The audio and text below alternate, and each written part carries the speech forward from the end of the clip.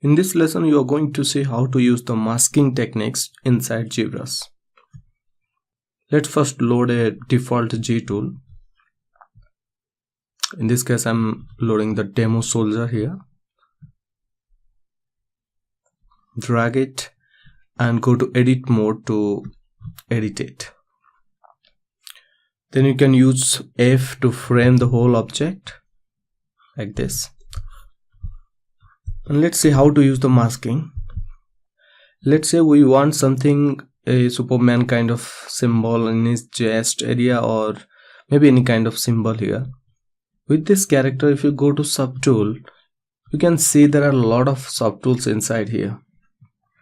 So all these different parts are called subtool, and if I want to select a subtool in the scene, in the canvas, just hold Alt and click on it to select it. Let's say we want something on the chest, so let's first select it.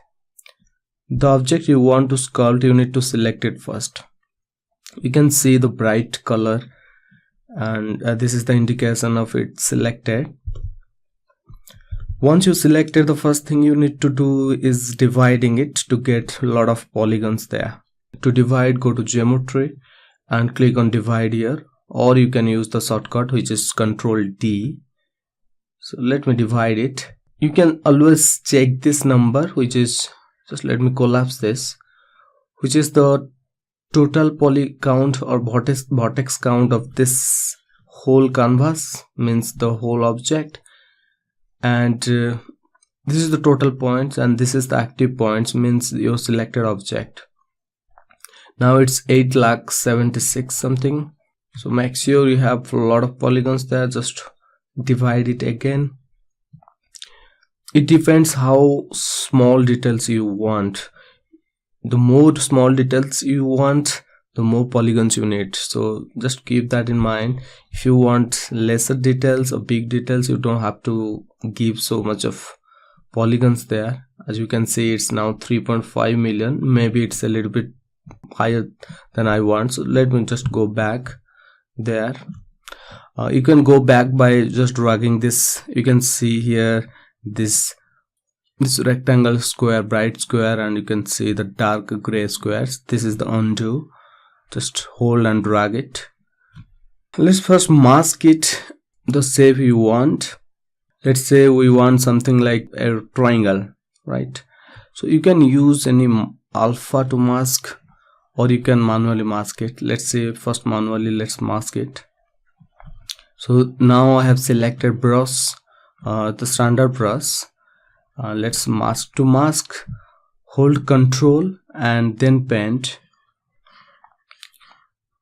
You can see this dark color. This is on the masking, and masking basically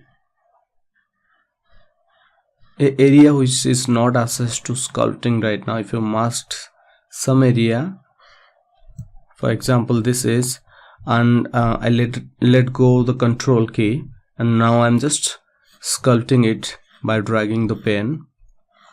You can see I'm not able to sculpt on that area, so it's very useful. Just let me undo. Okay, you can mask this by manually holding Control and drag, but you can also use this alpha here.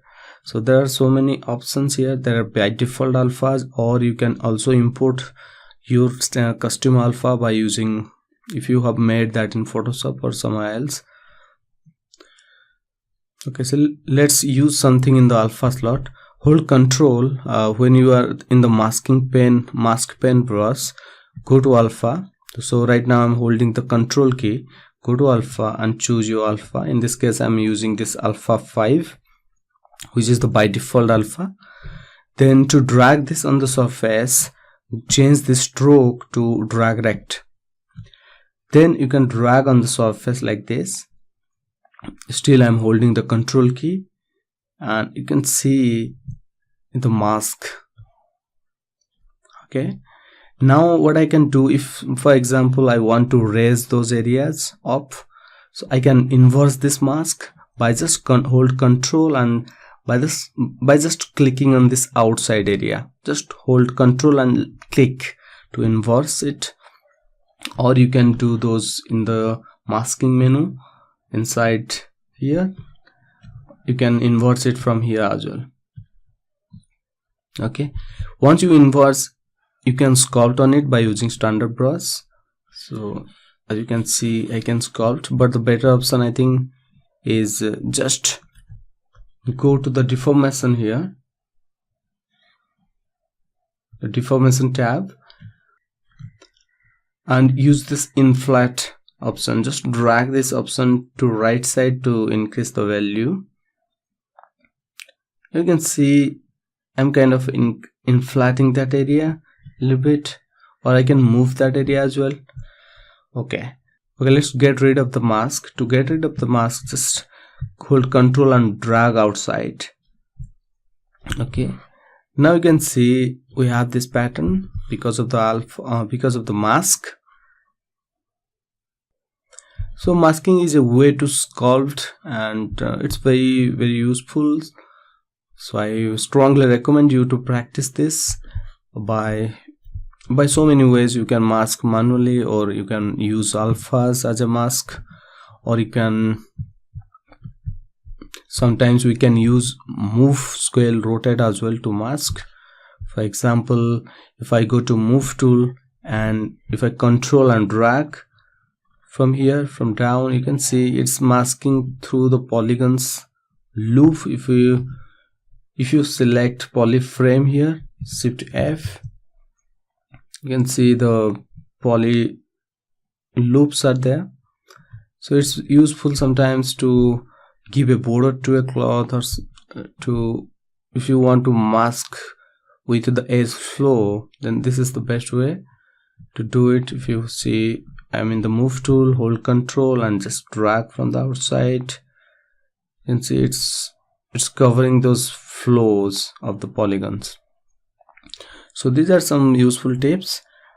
Thank you for watching. If you want to see this kind of videos, please like and subscribe my channel and click on the bell icon so that whenever I do some new videos, you don't miss those. Thank you again for watching.